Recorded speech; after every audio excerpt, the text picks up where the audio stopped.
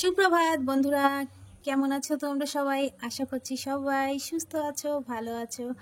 আমার চ্যানেল আইশালো ব্লগসের আরও একটি নতুন ব্লগে তোমাদের অনেক অনেক স্বাগত জানাই। তো এখন বাজছে ওই 5:30 মতো, আর আজকের ব্লগটা আমি এখান থেকেই শুরু করব। তো সকালবেলা বাসি কাজকর্ম সেরে চলে এসেছি। আজকে ভাবলাম আজকে উপরের কাজ থেকেই ভিডিওটা শুরু করা যাক। তো দেখো, বিছানাটা আমার একদম রেডি করা হয়ে গেছে। আর এই যে লাল রঙের হার্ট শেপের যে কুশন টাইপের জিনিসটা দেখছো, এটা না দীর্ঘদিন আমার বক্স খাটে পড়েছিল। আসলে এটা আমার ছেলের মুখে ভাতে পাওয়া একটা গিফট বলতে পারো। তো সে অনেক দিনের কথা, প্রায় 11 বছর হয়ে গেল। তো এদিন খাটের ভেতর থেকে বার করেছি, তো ভাবলাম কি এটা আর ভেতরে রাখবো না, বাইরেই থাক, বিছানার উপর সাজিয়ে রাখলে ভালো লাগবে। আর ছেলেও বললো মামার ভেতরে রাখতে হবে না, তাই জন্য বাইরে রেখে দিলাম। আর তারপর পাশের বিছানাটাও একবার না পরিষ্কার করে যাব।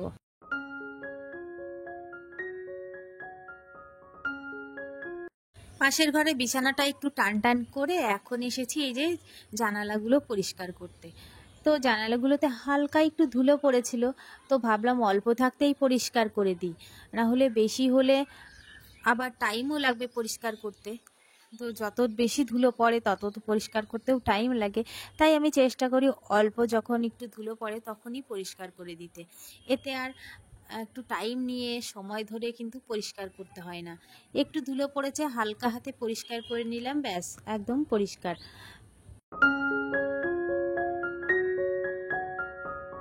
জানো তো বন্ধুরা, এই কাজগুলো লাগানোর পরে না ভীষণ উপকার হয়েছে। ঘরে ধুলো ঢোকে না বললেই চলে। তো সবসময় তো আর আটকে রাখি না, যখন খোলা থাকে তখন একটুখানা ধুলো ঢোকে। আর যখন একটু হাওয়া বাতাস হয় তখন জানালা বন্ধ করে রাখি। আর ধুলোর পরিমাণও একদম কম হয়ে গেছে। তো সকালবেলা যেহেতু ঘুম থেকে উঠেছি, তাই ভাবলাম একেবারে উপরের কাজগুলো সেরে তারপরে রান্না করতে যাব। বেশ কয়েকদিন হয়ে গেল না, ভীষণ গরম পড়ছে। উপরের ঘরে দুপুরবেলা তো আসাই যাচ্ছে না, তো এই কাজগুলো দুপুরবেলা করা যায় না। তো ভাবলাম আজকে সকাল সকালেই এই কাজগুলো করে তারপরে নিচে রান্না বান্না করতে যাব। আর দেখো, আমাদের ঘরটা মোছা হয়ে গেছে, পাশে ছেলের ঘরটাও মুছে দিয়েছি। এখন এই যে ব্যালকনিটা একটু মুছে তারপরে নিচে চলে যাব।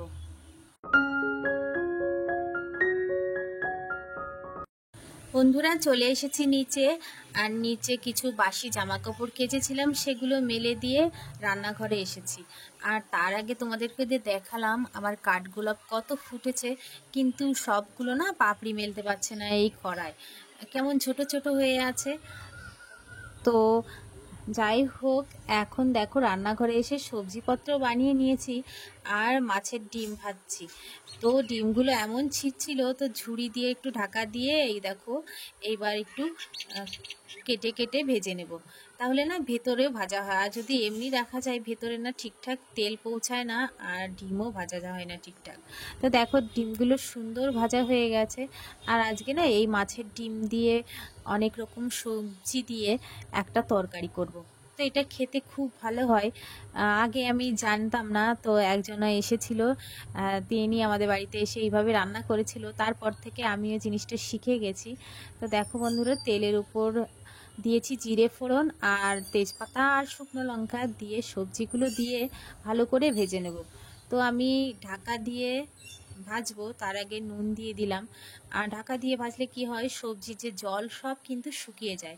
তো দেখো সুন্দর করে ভেজে এবার হলুদটা দিয়ে দিলাম। আর হলুদটা দিয়েও বেশ কিছুক্ষণ নাড়াচাড়া করে পরিমাণ মতো জল দিয়ে দিচ্ছি। তারপর আলু আর বাকি যে সবজি আছে সেগুলো ফুটে গেলে ডিমটা দিয়ে দিচ্ছি। এবার ডিমটাও বেশ কিছুক্ষণ ফুটিয়ে নিয়ে নামানোর আগে দিয়ে দেব জিরে। তো জিরেটা আমি শুকনো খোলায় ভেজে গুঁড়ো করে একটু জলে ভিজিয়ে রাখি, তাতে নাকি জিরের স্বাদ আরও বেড়ে যায়। তো বেশিরভাগ দিনই দেখো হয়তোবা আমি এইভাবেই দিই। তো এখন বন্ধুরা ডিমের তরকারিটা হয়ে গেছে, এখন এই দেখো নামিয়ে নিচ্ছি। আর ডিমের তরকারিটা খেতে কিন্তু মিথ্যে বলবো না, খুব সুন্দর হয়েছিল। আমি যেদিনই ডিম আসে বাড়িতে এইভাবে রান্না করি। তো আজকে রান্না হয়েছে দেখো একটা মাছের তরকারি, আর এই যে মাছের ডিমের আর একটা তরকারি আর ভাত করেছি, ব্যাস এইটুকুই। এই গরমে আর পাচ্ছিলাম না। তো এখন বন্ধুরা খাওয়া দাওয়ার পরে সমস্ত কিছু গোছগাছ করে এখন চলে এসেছি উপরে। আর এখন বাজছে 11টা মতো, কিন্তু এই ব্যালকনিতে একদম বসা যাচ্ছে না, তাই জন্য একটা টেবিল ফ্যান নিয়ে এসে এই যে আলনাটা পরিষ্কার করছি। তো বন্ধুরা তোমরা একটু পরেই দেখতে পারবে আমার এই রংচটা আলনাটা কত সুন্দর নতুনের মতো হয়ে যায়। তো আগে ভালো করে পরিষ্কার করে নিচ্ছি।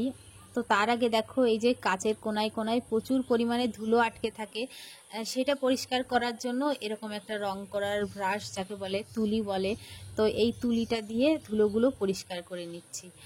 আর সমস্ত আলনাটাই সুন্দর করে ধুলো পরিষ্কার করে নিতে হবে।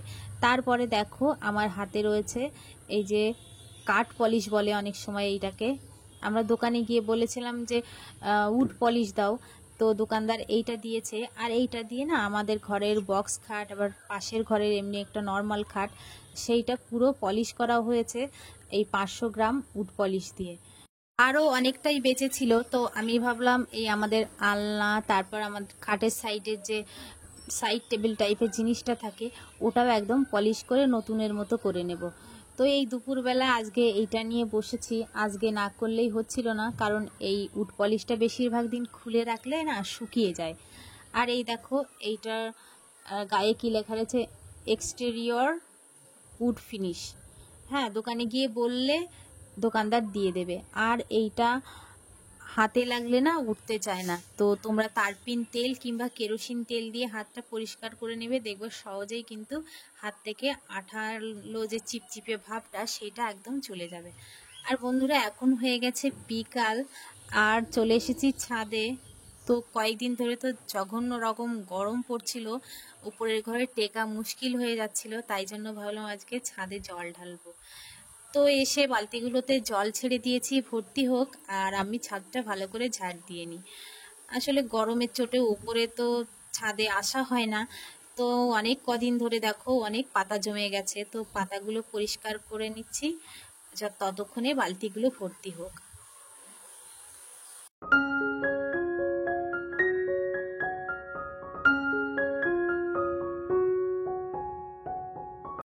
তো বন্ধুরা তোমরা যারা আমার ভ্লগগুলোতে মিষ্টি মিষ্টি কমেন্ট করছো তাদেরকে অসংখ্য ধন্যবাদ। আর এইভাবেই প্লিজ আমার পাশে থেকো, যাতে সামনের দিনগুলোতে আরও ভালো ভালো ভ্লগ নিয়ে আসতে পারি। তো বন্ধুরা বালতি ভরে গেছিলো, এখন ছাদটায় ভালো করে জল দিয়ে দিচ্ছি। আর এই জল দেওয়ার সাথে সাথেই না দেখো কিভাবে জলগুলো শুকিয়ে যাচ্ছে, এক বালতি জল এক জায়গায় প্রায় চুষে নিচ্ছে। তো বালতি আবারও ভরতে দিয়েছি আর পাতাগুলো ঝাড় দিয়ে নিচ্ছি।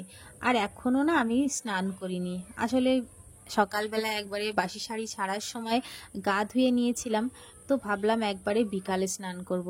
আর এই ঘন ঘন স্নান করার পরে না চুল ভেজা থাকে আর প্রচুর পরিমাণে চুল উঠছিল, তাই জন্য ভাবলাম যে অত ঘন ঘন স্নান করব না, একবারে সন্ধ্যাবেলায় স্নান করে নেব। তো আমার ছাদটা পুরো ঝাড় দেওয়া হয়ে গেছে, আর দেখো পুরো ছাদে জল ঢেলে একদম ছাদটা ভিজিয়ে দিয়েছি। রাত হতে হতে না ছাদ থেকে সব তাপ উঠে যাবে, আর রাতে ঘরও কিন্তু ঠান্ডা হয়ে যাবে, তো সেই জন্যই জলটা ডালা। আর এখন স্নান ধান করে বন্ধুরা চলে যাচ্ছি নিচে। আর দেখো এখানে সবজির ব্যাগ রেখে চলে গেছে। তো বিকালে বাজারে গিয়েছিল, বাজার থেকে মাছ, সবজি আর আম নিয়ে এসছে, এগুলো এখন আমি নামিয়ে রাখবো। আর বন্ধুরা আমাদের বাগানে কিন্তু এখনো একটা আম গাছে প্রচুর আম আছে, তো আম পাড়ার লোক নেই, সেই জন্য আমগুলো পাড়া হচ্ছে না, ওগুলো হনুমান প্রতিদিন আসে আর খাচ্ছে। তো কাঁঠালও আছে, তো কাঁঠাল হনুমান এখন খাবে না, যে আম শেষ হবে তখন আবার কাঁঠালের পালা। তো আমরা আম কিনে খাচ্ছি আর ওদিকে হনুমান গাছের আমগুলো খেয়ে নিচ্ছে। আর এখন সব সবজিগুলো নামিয়ে নেব। আর হাট থেকে না আজকে 2 রকম মাছ এনেছে বাটা মাছ আর এই যে সিলভার মাছ। তো আর সবজি বলতে এই তো পটল, আলু আর মিষ্টি কুমড়ো আর এই লঙ্কা, তো এতেই আমাদের হয়ে যাবে। বাড়িতেও সবজি আছে। তো এখন এইগুলো সমস্তটা নামিয়ে নেব।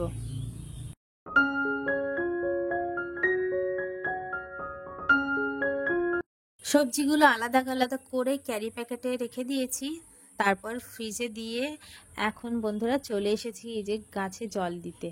আর এই আমার অলকানন্দা গাছটায় আর কদিন পরে না সুন্দর ফুল দেবে। আর দেখো সমস্ত গাছে জল দেয়া হয়ে গেছে, আর এখন লঙ্কার চারাগুলোই জল দিয়ে দিচ্ছি। ওদিকে ছেলেও খেলে বাড়ি চলে আসলো, আর এখন আমি গাছে জল দিয়ে তারপর গিয়ে আবার রান্না বান্নাও করব। তো বেশ কয়েকদিন যাবৎ যেহেতু টানা খরা চলছে, তাই জন্য গাছগুলো না একদম বাড়ছে না। তো বৃষ্টি হলে আবার গাছগুলো খুব দ্রুত বড় হয়ে যাবে।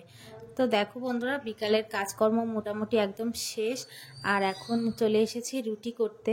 তো তোমরা তো দেখেছো এই রুটির তাওয়াটা আমি বেশ কয়েকদিন ধরে রোদ দিয়ে তারপরে শুকিয়ে নিয়েছি, তো আজকে রুটি করছি।